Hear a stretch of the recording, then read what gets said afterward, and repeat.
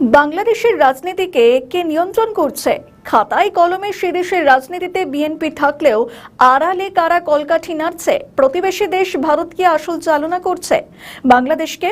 সম্প্রতি বাংলাদেশ নিয়ে একাধিক রাজনৈতিক পদক্ষেপ করেছে মোদী সরকার। তার মধ্যে অন্যতম দীনেশ ত্রিবেদীকে বাংলাদেশে ভারতের রাষ্ট্রদূত নিযুক্ত করা হয়েছে। বিএনপির প্রতিও ইদানিং পাল্লা ভারী কেন্দ্রীয় সরকারে। তাদের সরকারের শপথ গ্রহণ অনুষ্ঠানে লোকসভা স্পিকার ওম বিড়লার উপস্থিতি, বাংলাদেশ প্রশাসনকে প্রধানমন্ত্রী নরেন্দ্র মোদীর চিঠি, এসবই তার ইঙ্গিত বলে মনে করছে রাজনৈতিক মহলের একাংশ। সবথেকে বড় বিষয়, শেখ হাসিনা এখনো ভারতেরই আশ্রয় রয়েছে। আগামী দিনে তার প্রত্যর্পণের বিষয় ভারতীয় অধিকাংশে সিদ্ধান্ত নেবে, যেটা বলার অপেক্ষা রাখে না। এইসব ফ্যাক্টর অত্যন্ত গুরুত্বপূর্ণ। তাই বিএনপি সরকারকে ভারতের কাছে মাথা নত করে থাকতে হচ্ছে বইকে। কারণ তারা জানে সীমান্তে জঙ্গি দমন থেকে সন্ত্রাসবাদকে নিকেশ করা, এইসব কাজে ভারত সবসময় গুরুত্বপূর্ণ ভূমিকা পালন করে। আর এর পাশাপাশি বাংলাদেশের রাজনীতিতে এনসিপি এবং জামায়াতের ভূমিকা তো রয়েছে। আপাতত একে অপরের সঙ্গে জোট বেঁধে বন্ধুত্বপূর্ণ আচরণ করছে এই দুই দল। তবে তলে তলে এনসিপির পিঠে ছুরি মারতে জামায়াত ইসলামী দ্বিধাবোধ করবে না। অন্যদিকে বিএনপি অন্যান্য দল থেকে রাজনৈতিক নেতৃত্ব ভাঙিয়ে আনার চেষ্টা করছে এনসিপি। বিএনপির বিদ্রোহী নেতৃত্বের মন বোঝার চেষ্টা করছে এনসিপি। তাদের অভিসন্ধি, যেসব বিক্ষুব্ধ নেতাদের সঙ্গে বিএনপির দূরত্ব তৈরি হচ্ছে, তাদের দল ভাঙিয়ে নিজেদের দলে আনা। তবে এই কাজ যে একদিকে হবে না তাও জানে এনসিপি। দেশে একাধিক সমস্যায় জ্বলছে বিএনপি।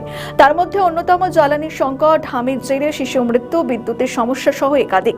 কিন্তু সবথেকে গুরুত্বপূর্ণ হলো বাংলাদেশকে তবে চালিত করছে কোন শক্তি? বাংলাদেশের রাজনীতি না বাংলাদেশের নাগরিকরা নিয়ন্ত্রণ করে? বাংলাদেশের রাজনীতি না বাংলাদেশের রাজনৈতিক দলের নেতাকর্মীরা নিয়ন্ত্রণ করে? বাংলাদেশের রাজনীতি না বাংলাদেশের খুবই গুরুত্বপূর্ণ এসেনশিয়াল ব্যক্তিবর্গরা নিয়ন্ত্রণ করে?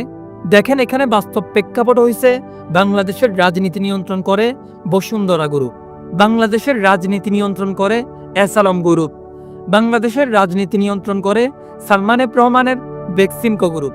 সূত্রে খবর, রাজনৈতিক শক্তির ভারসাম্যের মাধ্যমেই পদ্মাপাড়ের রাজনীতি পরিচালিত হয়। আর এর একদিকে রয়েছে ক্ষমতাসীন দল বিএনপি, অন্যদিকে রয়েছে বিরোধী দল এবং আইন শৃঙ্খলা প্রশাসনের মতো রাষ্ট্রীয় কাঠামো। এর সঙ্গে জনগণের সমর্থন ও ভোট তো আছেই, যা চূড়ান্তভাবে রাজনৈতিক ক্ষেত্রে দিক নির্দেশ করবে। রাজনীতিবিদদের একাংশের মতে, কোনো একক দল ক্ষমতায় থাকলে বাংলাদেশের রাজনীতি পরিচালনা করছে প্রকৃতপক্ষে বহু পক্ষের প্রভাব, প্রতিযোগিতা এবং জনগণের অংশগ্রহণ বা ভোট দানের ক্ষেত্রে। অর্থাৎ সরকারে তারেক রহমান বসে আছেন ঠিকই, কিন্তু তিনি যে বাংলাদেশের রাজনীতিতে চূড়ান্ত সিদ্ধান্ত নিচ্ছেন তেমনটা নয়। এইসব ফ্যাক্টর একযোগে কাজ করছে তার সিদ্ধান্ত গ্রহণের ক্ষেত্রে। আর তার মানে তিনি কোনো সিদ্ধান্তে ভুল করলে তার প্রভাব পড়বে জনগণ ও বিরোধী দলের আচরণেও।